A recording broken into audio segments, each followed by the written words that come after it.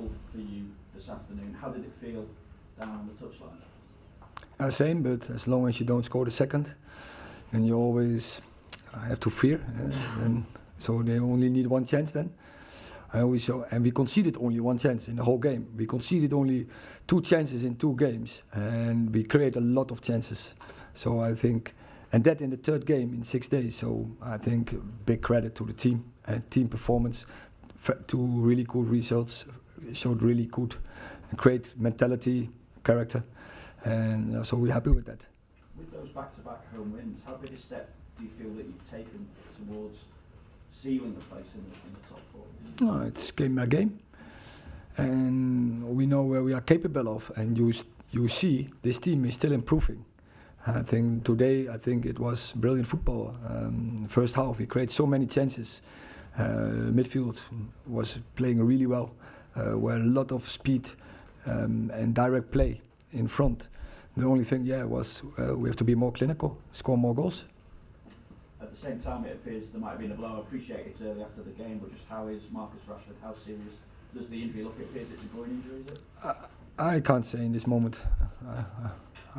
You are a doctor, maybe. I'm not. You just saw it down there. But we have to wait. How bad or how good it is. So obviously he went off with a complaint, and now we have to wait, set the diagnosis, and then we can see. Harry Maguire afterwards is talking about him needing to take responsibility, whether he's on or off the pitch. Obviously, he keeps the captaincy. He doesn't play that often in the Premier League. What kind of influence is he on your squad? I think it's not that easy for Harry. And then if you then deliver the performance he did today, really well done. In and out of possession, dominating and dictating. And that is my demand on him, and he transferred that to the pitch. I think this is a different Harry Maguire what I've seen in the first weeks, months. He's taking so much initiative, dominating his opponent, stepping in, bringing passes. So really great performance from Harry. Erik, just wondering, I saw your quotes on TV. Just you thinking that the Rashford issue is quite bad, and with Martial, how important is it for him to be scoring a Premier League goal for the first time this year? No, I think I'm not worried about that Martial will not score. So you're really a lot emphasizing Premier League, but I think West Ham United and Fulham for the cup are also Premier League opponents. So I don't see the difference. I think even in the cup they are even more front foot and more ambitious to win the games, because that is often the pathway to quick success. So often those games are even more intense. But Martial, when he's fit, he will contribute. No doubt, we have seen it already when he's on the pitch. It makes a difference to the team. See Man City, see Liverpool games. Now we have to keep him fit, and he has to keep himself fit, and then he will contribute, and then he's a threat for the opponent. And he's the one. He can be clinical. And just sorry to follow up, Rashford as well. You seem to suggest the initial feeling was it didn't look good. Is that fair with the injury? Once again, you are a doctor. Do you know something? No, I know. Sorry. Also, I think when I ask now the doctor, I get the same answer. Fred. Erik, regarding Bruno's positioning, he's been recently playing deeper. Is it a temporary fix due to the absences of Eriksen and Casemiro, or is it something that we could see more of him? Bruno? Yeah. Yeah. When you miss players, you have to find solutions as a manager, as a coaching staff. So then you are looking. So in the moment, Casemiro, Eriksen, when they were available, there's no need to bring him down. But in the moment you miss them, then you have to find a solution to bring up the game from the back, to get the build up in, to get progressing the ball to attack. Then we found the idea to bring Bruno down more deeper, and he's doing brilliant. I think he's playing there really good games. Jonathan. Erik, I think when you were asked on TV, you said we have to protect the players with the schedule. What's your solution to that? Because you're in so many competitions. Is there anything that can be done?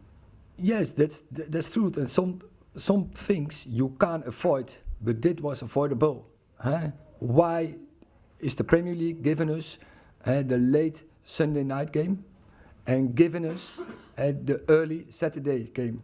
And I think it's not right.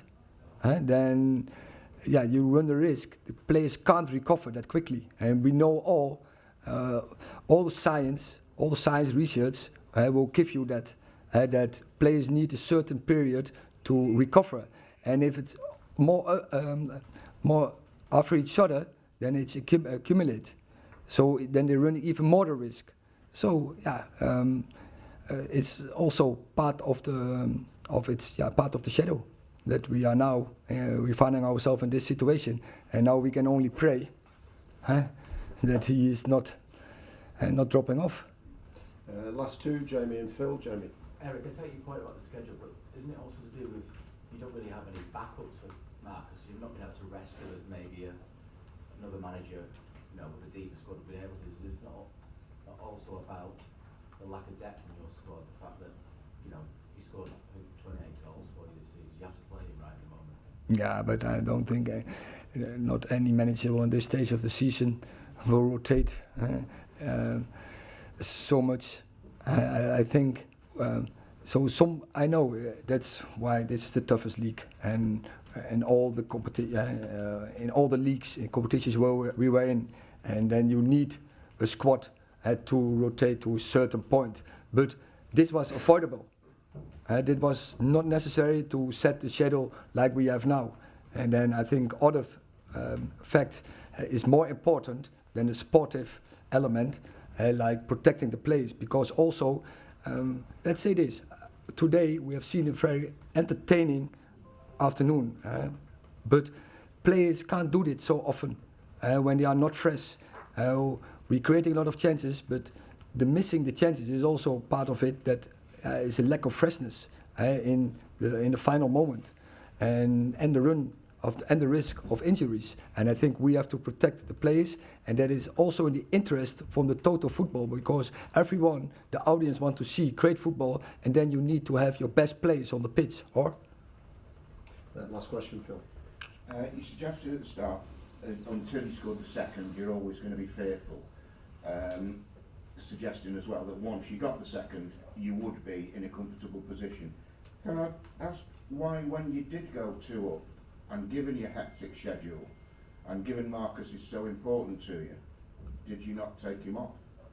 I had that, of course, I have that consideration. Fair question, but in that moment, as you say, you want also Anthony Martial just coming back. You want to bring them back in routines, in togetherness, because I think when they are together, then we have two, I think, goal-scoring players, clinical players who can finish games, and I think that is what we need in the final stage of the season to be successful.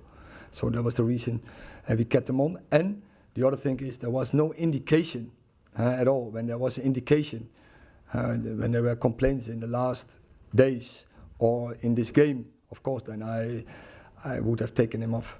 Oh, yeah, obviously I'm not suggesting that, but the thing is you want Martial on there because you can see the two of them playing as twin strikers when Martial's... Exactly. So you wanted to give them a run out together? Yeah? It's developing a team is also work on routines, work on cooperations. So yeah, you want to see them together, to bring them together in the situation where they can getting into routines, and what will give us benefits for coming games.